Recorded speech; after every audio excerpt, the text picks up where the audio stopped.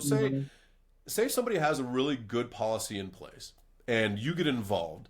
Yep. Like what are the maybe one or two things that you would say like here are the lessons from my experience in the restoration industry working with insurance companies and insureds that somebody in our audience would need or want to know?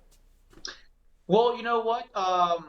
Know which battles you're getting into. If I could go back in time, there's a couple policies that I couldn't do, that I couldn't work with.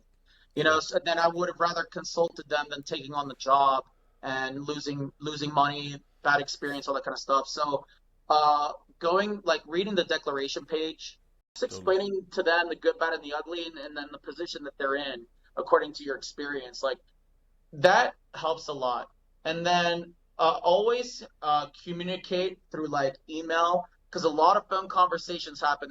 Anytime you have a conversation with a client, an adjuster, or whomever, because adjusters always say something and then do the complete opposite almost all the Right. time.